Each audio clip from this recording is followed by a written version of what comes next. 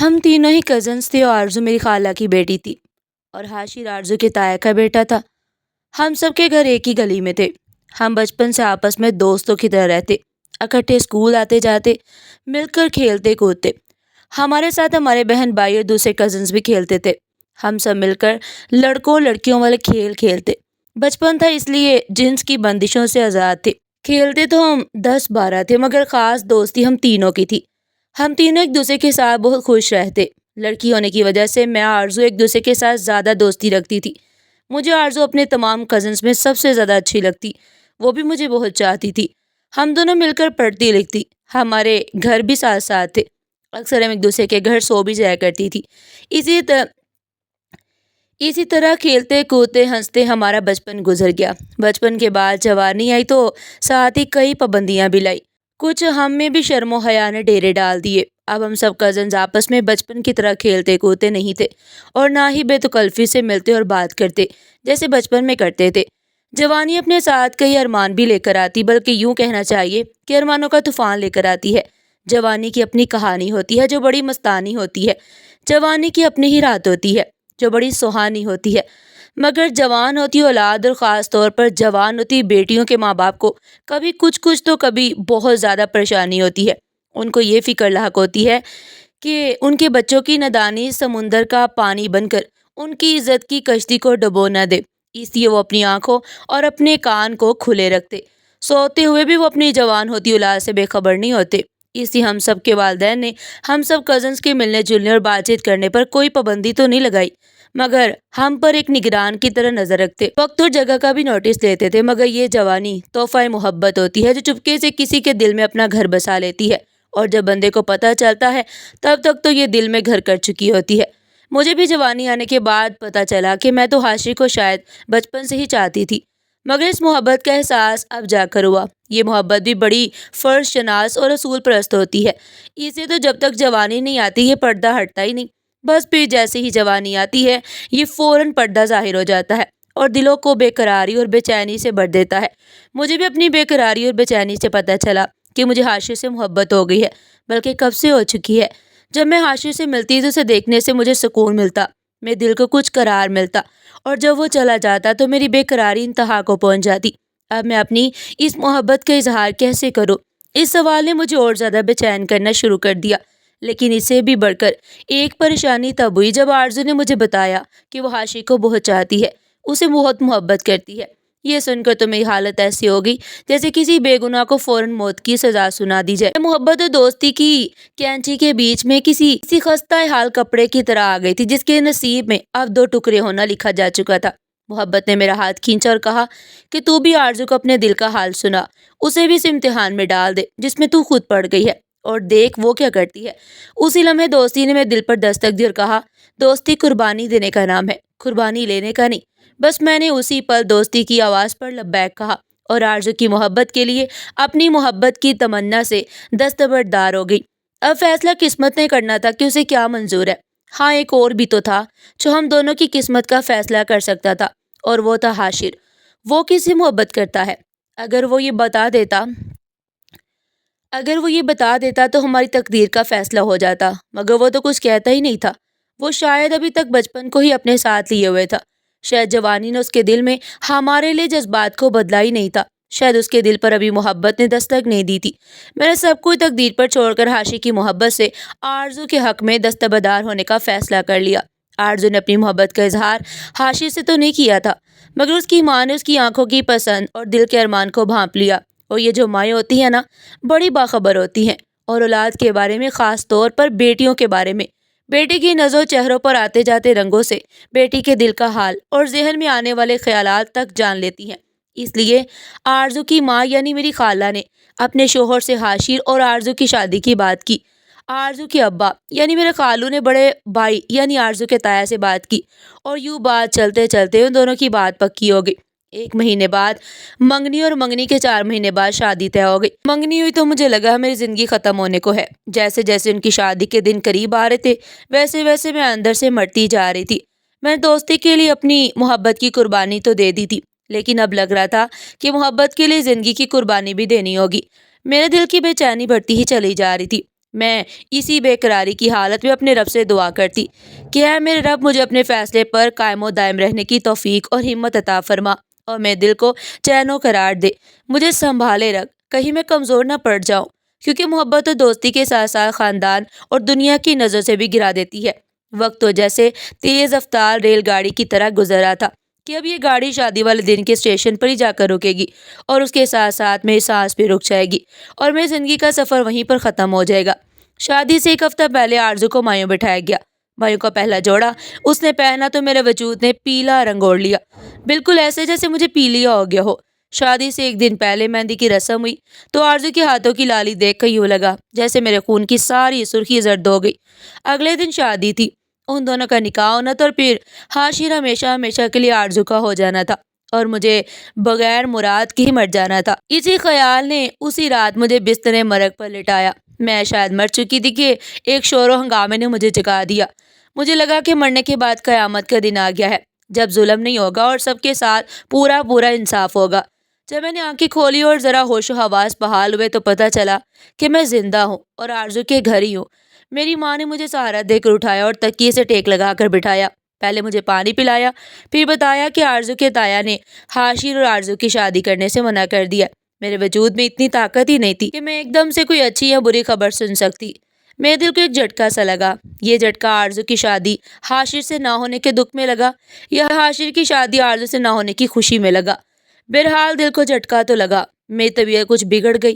میری ماں نے مجھے فوراً سنبھالا، 2 گھونٹ پانی پلایا۔ پانی پینے کے بعد میں دیوار کے ساتھ سر ٹکایا اور 2-3 گہرے سانس لیے۔ اپنی ماں کو اپنی ادھ کھلی آنکھوں سے دیکھا، جو پریشانی کے عالم میں مجھے پوری کھلی اور آنسوؤں سے بھری آنکھوں سے دیکھ رہی تھی۔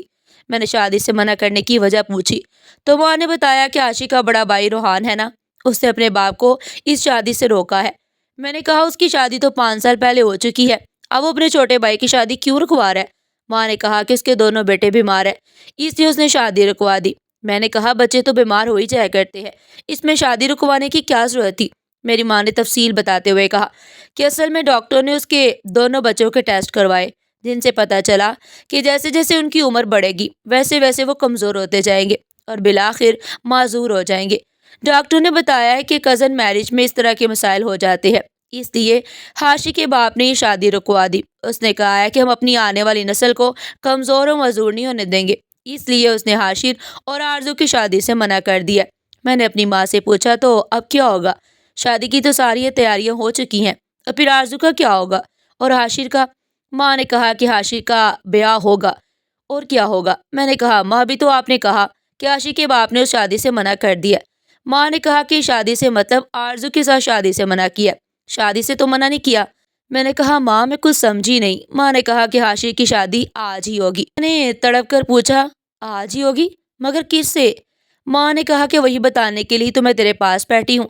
میں نے کہا کہ ماں تو پھر جلدی بتانا۔ ماں نے کہا کہ حاشر کا باپ ہمارے گھر آیا تھا، اس کے ساتھ آرزو کا باپ اور خاندان کے اور بزرگ بھی تھے۔ اس نے ہم سے حاشر کے لیے تیرا رشتہ مانگا تو میں نے فوراً ہاں کر دی۔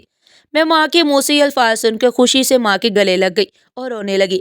پتہ نہیں وہ رونا آرزو کی شادی نہ ہونے کے غم تھا، آرزو کی شادی نہ ہونے کے غم کا تھا، یا حاشر کی شادی مجھ سے ہونے کی خوشی کا۔ ماں نے کہا کہ میں جانتی ہوں کہ تو حاشر سے محبت کرتی ہے، اسے دل و جان سے چاہتی ہے۔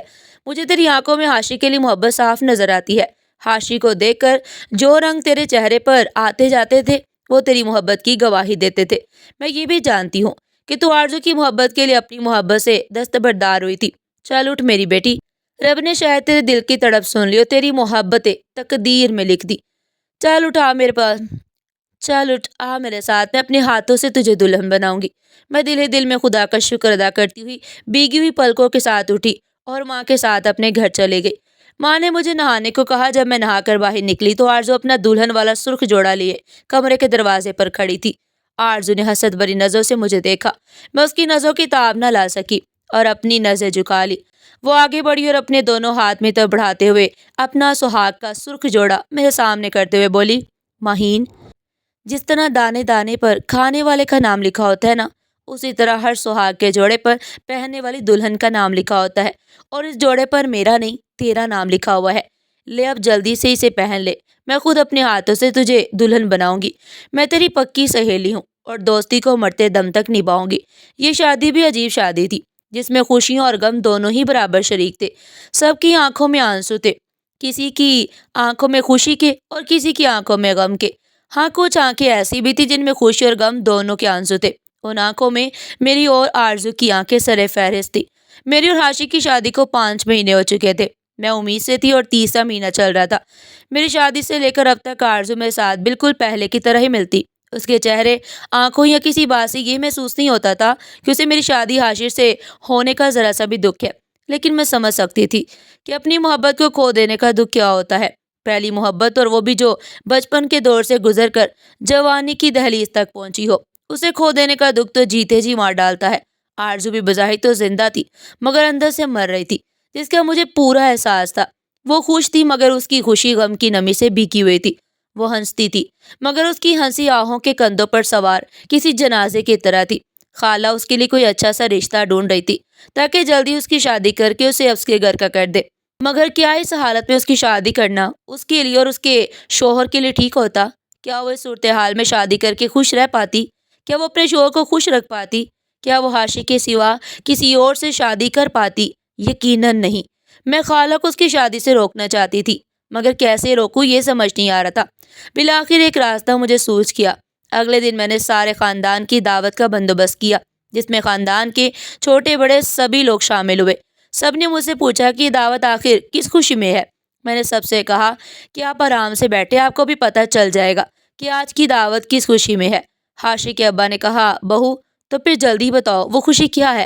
میں نے کہا، بس 5 منٹ دیں، میں ابھی آتی ہوں اور آ کر آپ کو اپنی سب سے بڑی خوشی بتاتی ہوں۔ میں اپنے کمرے میں گئی، الماری میں سے اپنا سہاگ کا سرخ جوڑا نکالا اور اسے دونوں ہاتھوں پر اٹھائے ہوئے کمرے سے باہر آئی۔ سب لوگ مجھے دیکھ کر خوش ہوئے۔ میں نے سب کو مخاطب کر کے کہا، لیجئے آپ سب تیار ہو جائے، میں آپ کو اپنی زندگی کی سب سے بڑی خوشی کے بارے میں بتانے والی ہوں۔ میری سب سے بڑی خوشی یہ سہاگ کا جوڑا ہے جو مجھے میری سب سے پیاری کزن، میری سب سے اچھی دوست، میری جان، میری آرزو نے دیا تھا۔